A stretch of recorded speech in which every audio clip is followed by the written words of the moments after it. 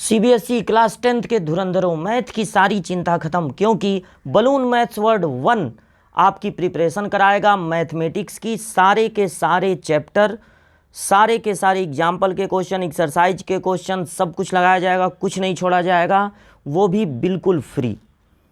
आपको बस इतना करना है, वीडियो को ध्यान से देखना है, नोट्स बनाना है। अगर आप बहुत कमज़ोर हैं तो आप चीज़ों को बार बार, एक ही क्वेश्चन को बार बार ध्यान से, जो उसमें कैलकुलेशन वाला पार्ट है उस पर ध्यान दें। धीरे धीरे आपकी मैथ अच्छी हो जाएगी। अभी बहुत टाइम है बोर्ड के एग्ज़ाम में, तो काफ़ी आपके पास टाइम है। अगर आपकी मैथ वीक है तो उसको स्ट्रांग बनाने की रेगुलर प्रैक्टिस आपको दिलाएगी 100% सक्सेस। तो क्वेश्चन नंबर 5 तक हम लोग लगा चुके थे। आज स्टार्ट करना है क्वेश्चन नंबर 6 से, और क्वेश्चन नंबर 6 बहुत ही इजी क्वेश्चन है। आप देखिए क्या है इसमें। Given the linear equation 2x + 3y - 8 = 0, right another linear equation in 2 variables such that the geometrical representation of the pair so formed is intersecting lines, parallel lines, coincident lines. आपको एक equation दिया गया है 2x + 3y - 8 = 0।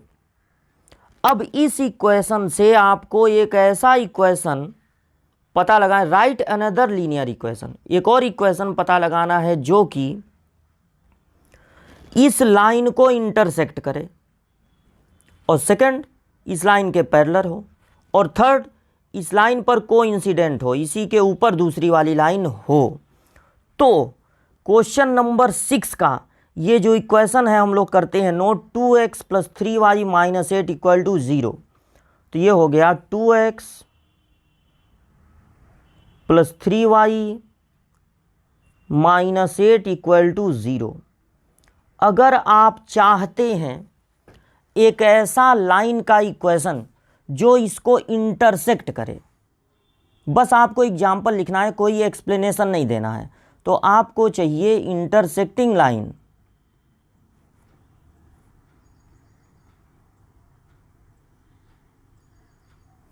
इंटरसेक्टिंग लाइन के लिए condition क्या है?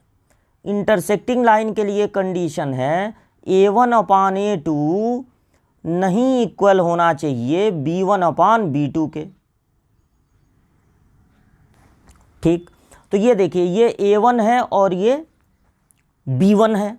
तो आपको यहाँ पर ऐसा इक्वेशन लिखना है कि a1/a2 नहीं इक्वल हो b1/b2 के। मान लीजिए आप इसको डबल कर देते हैं 4x, लेकिन इसको ट्रिपल कर देते हैं 9y। तो a1/a2 और b1/b2 कभी इक्वल नहीं होंगे, क्योंकि ये आएगा 1/2 और ये आएगा 1/3। और कांस्टेंट टर्म आपका जो मन करे वो रख दीजिए, क्योंकि c1 c2 तो इसमें देखना नहीं है। मन करे तो -8 ही रख दीजिए या कुछ और रख दीजिए। तो ये फर्स्ट पार्ट का एग्जाम्पल हो गया। अब सेकंड पार्ट में आपको चाहिए पैरेलल लाइन। आपको चाहिए पैरेलल लाइन। तो जब पैरेलल लाइंस चाहिए तो उसका कंडीशन आप ध्यान दीजिए कि क्या होता है। पैरेलल लाइन का कंडीशन होता है a1/a2 इक्वल हो b1/b2 के, बट नॉट इक्वल टू हो c1/c2 के। तो पैरेलल लाइन हो जाती हैं और नो सॉल्यूशन हो जाता है। तो अगर आप अपने तरफ से कोई नंबर लेते हैं, उससे आप बस इन दोनों में मल्टीप्लाई कीजिए। जैसे आपने 5 ले लिया, 5 2 जा 10, और उसी 5 से आप इसमें भी मल्टीप्लाई कीजिए, 5 3 जा 15। लेकिन उस 5 से आप इस थर्ड वाले में बिल्कुल मल्टीप्लाई मत कीजिए, नहीं तो c1/c2 भी इन्हीं के इक्वल हो जाएगा। तो या तो आप -8 को -8 ही रहने दीजिए, या इनमें 5 का इंटू किए इसमें 2 का कर दीजिए। और इस तरह से आपको एक ऐसी लाइन मिलेगी जो इस लाइन के पैरेलल होगी, क्योंकि a1/a2 इक्वल है b1/b2 के, बट नॉट इक्वल टू है c1/c2 के। और अगर आपको थर्ड चाहिए कोइंसिडेंट लाइंस, थर्ड हो गया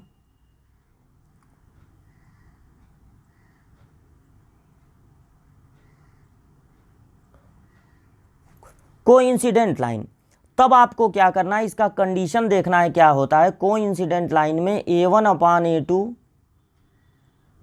इक्वल होता है B1/B2 के, और वही इक्वल टू होता है C1/C2 के। तीनों आपस में इक्वल होते हैं। तो आप अपने तरफ से कोई नंबर ले लीजिए, मान लीजिए आप 4 ले लिए, और 4 से इस बार आप सब में मल्टीप्लाई कीजिएगा। 4 2 जा 8, 4 3 जा 12, और 4 8 जा 32। इस बार ऐसा होगा कि A1/A2 इक्वल टू हो जाएगा B1/B2 के, इक्वल टू हो जाएगा C1/C2 के, और ये लाइनें हो जाएंगी कोइंसिडेंट एक के ऊपर दूसरा, यानी infinitely many solution.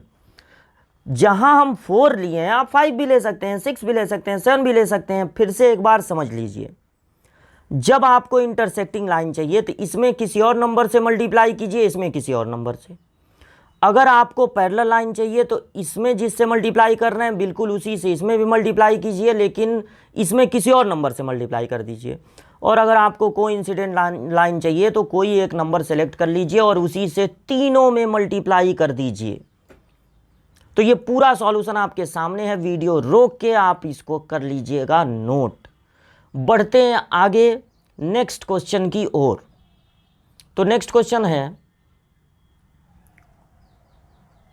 Draw the graph of equation of parallel lines. Draw the graph of equation of x minus Y plus 1 equal to 0। Graph बनाना है इसका। तो पिछले क्लास में तो हम लोग बहुत ग्राफ बनाए थे, और उसके आगे भी क्वेश्चन पढ़िए, जब दोनों का ग्राफ अभी बना लिया जाएगा। Determine the coordinates of the vertices of triangle found by these lines and the X axis, और फिर उसके बाद and shade the triangular reason.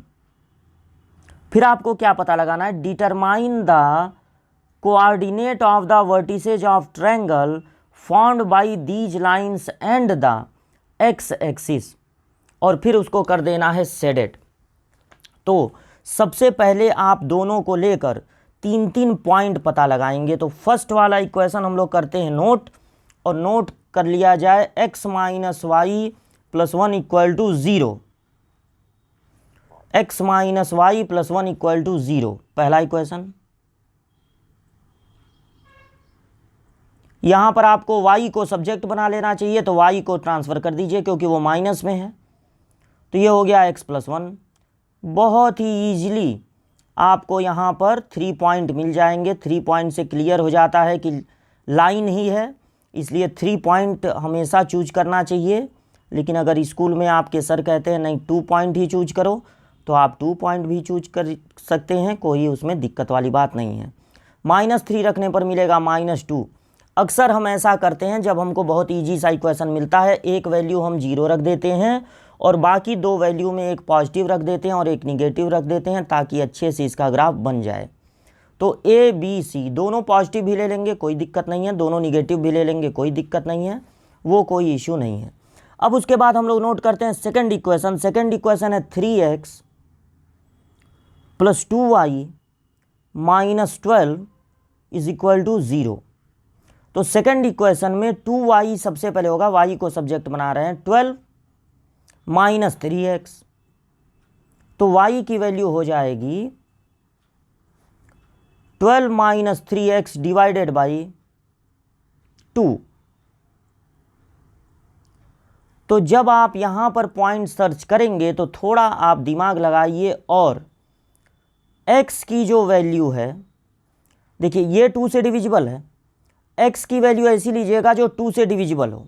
जैसे आप 0 लेते हैं तो मिलेगा 12/2 मीन्स 6, और जब आप यहाँ पर 2 लेंगे तो 2 लेने पे 2 3 जा 6, और 12 में 6 माइनस होगा 6, 6 का हाफ 3। कोई निगेटिव वैल्यू लेना चाहते हैं तो -2 ले लीजिए। -2 जब आप लेंगे तो ये -6 18, यानी ये हो जाएगा 9, y की वैल्यू हो जाएगी 9, और इस तरह से आपका इक्वेशन 3 पॉइंट मिल जाएंगे पी क्यू और आर।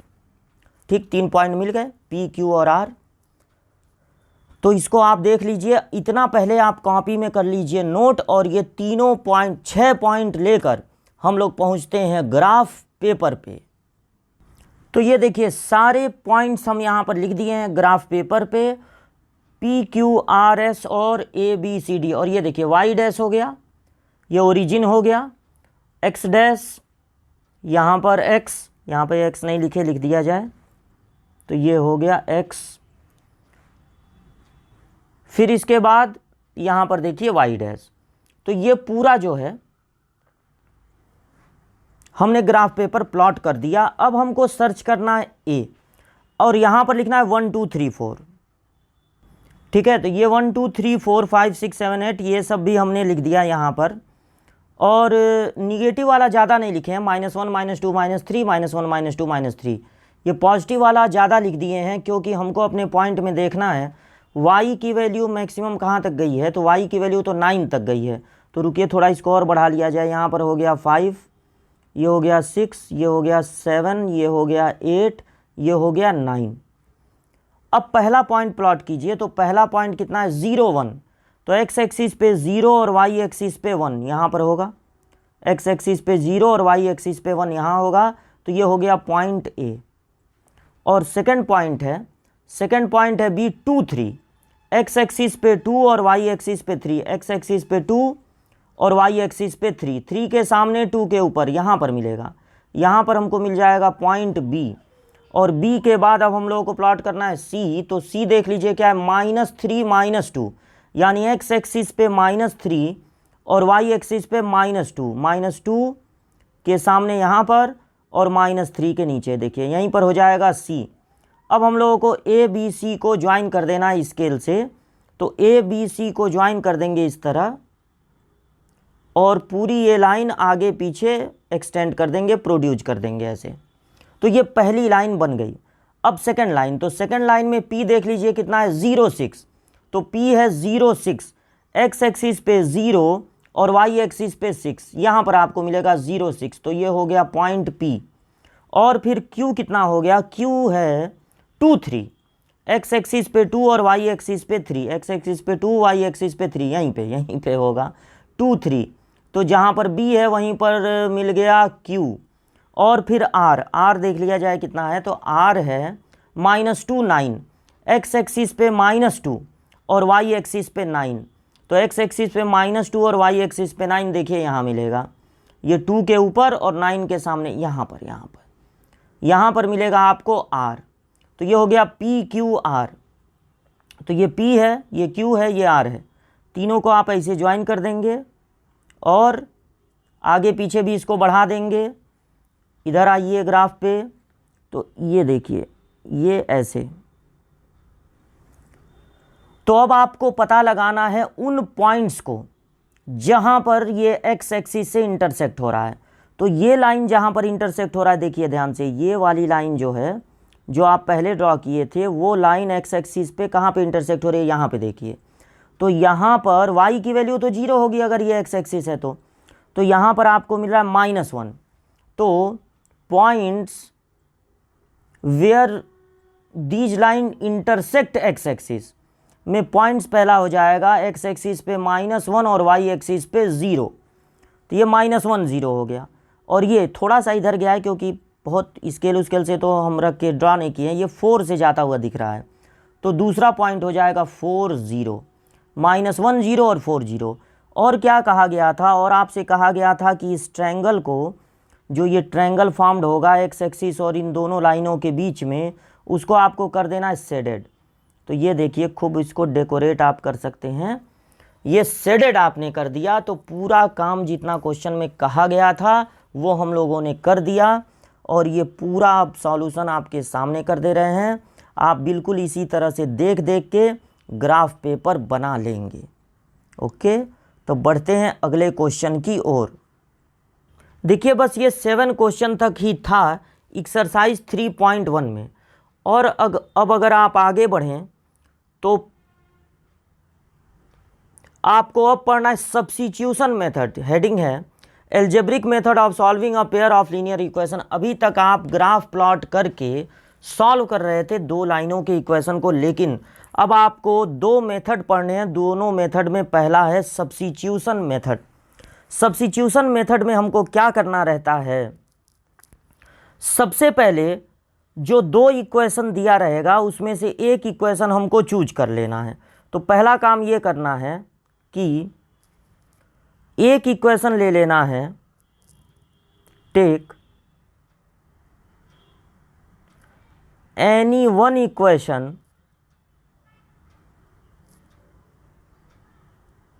एंड मेक एक्स और वाई सब्जेक्ट। हम एक्स और वाई के टर्म में इसको लिख दे रहे हैं।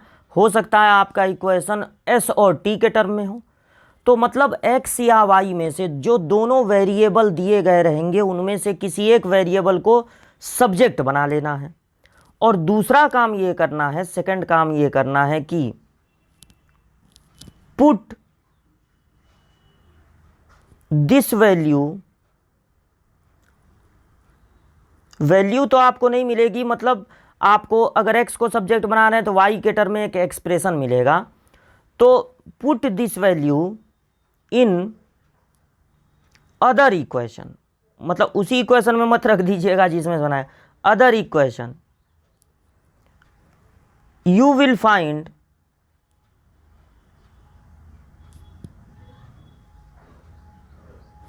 लीनियर इक्वेशन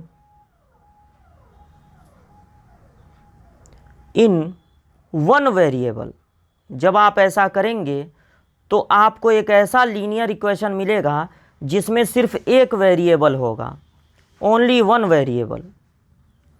और फिर आपको क्या करना है, सॉल्व दिस इक्वेशन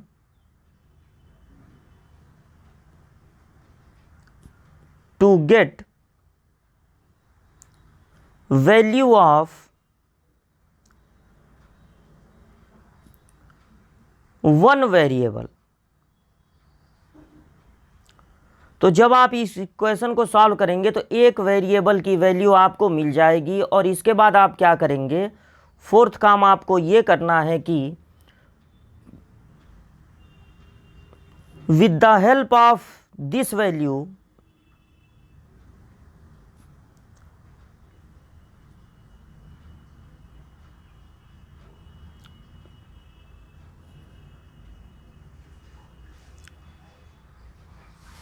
या वेरिएबल, इस वेरिएबल की मदद से फाइंड सेकंड वेरिएबल। ये पूरा मेथड हमने आपके सामने लिख दिया, लेकिन पूरी तरह से समझ में ये तभी आएगा जब आप एक दो क्वेश्चन लगते हुए देखेंगे। तो देखिए सब्स्टिट्यूशन मेथड, सब्स्टिट्यूशन मेथड से अगर आप दो इक्वेशन को सॉल्व करके दोनों वेरिएबल की वैल्यू पता लगाना चाहते हैं तो आपको क्या करना होगा, टेक एनी वन इक्वेशन, चाहे फर्स्ट या सेकंड, दोनों में से जो आपका मन करे वो एक इक्वेशन लेना है और एक्स और वाई में से किसी एक को बना देना है सब्जेक्ट। मन करे एक्स को, मन करे वाई को, आपको बना देना है सब्जेक्ट। और सब्जेक्ट बनाने के बाद जो दूसरा वाला इक्वेशन बचा हुआ है उसमें ये वैल्यू रखनी है, उसमें ये वैल्यू रखनी है। तो आपको एक मिलेगा linear equation in one variable. अब वन वेरिएबल वाला लीनियर इक्वेशन मिलेगा, उसको जब सॉल्व करेंगे तो उस वन वेरिएबल की वैल्यू मिल जाएगी और उसकी हेल्प से फिर आप दूसरे वेरिएबल की वैल्यू फाइंड करेंगे। तो ये स्टेप अगर आप नोट करना चाहें तो वीडियो को यहाँ पर रोक के नोट कर लीजिएगा। और अब हम लोग लगाते हैं एग्जाम्पल नंबर 4। 3 एग्जाम्पल तक लग चुके हैं इसके पहले, और ये एग्जाम्पल 4 अब हम लोगों को लगाना है। इसमें दो इक्वेशन दिए हुए हैं, सबसे पहले इन दोनों इक्वेशन को कर लिया जाए नोट। तो ये दो इक्वेशन एग्जाम्पल नंबर 4 में दिए गए हैं जो कि अपने सही पोजीशन में है, कुछ अपान वगैरह में नहीं है। अपान वगैरह में रहेगा तो क्या करेंगे ये आपको आगे बताएंगे जब ऐसा कोई क्वेश्चन मिले।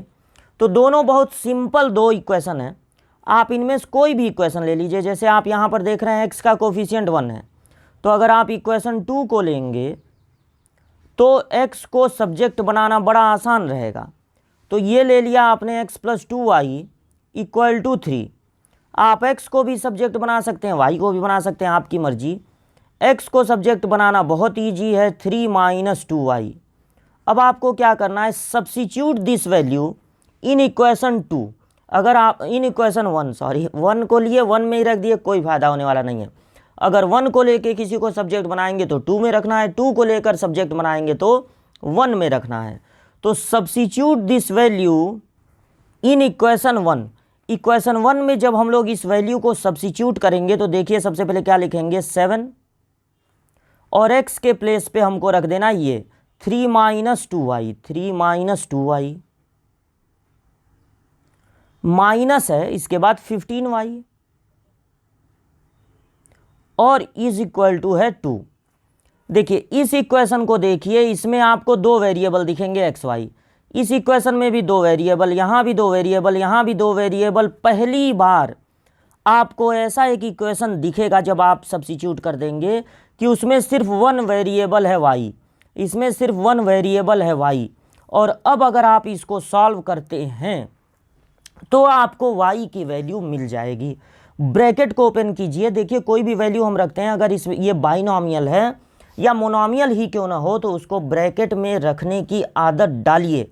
जब आप 7x में x के प्लेस पे रखेंगे 3 - 2y, तो ये 7x के साथ है, मतलब अगर x 2 पार्ट में बंट रहा है तो ये 7 दोनों के साथ रहेगा और इसका मल्टीप्लाई दोनों में होगा।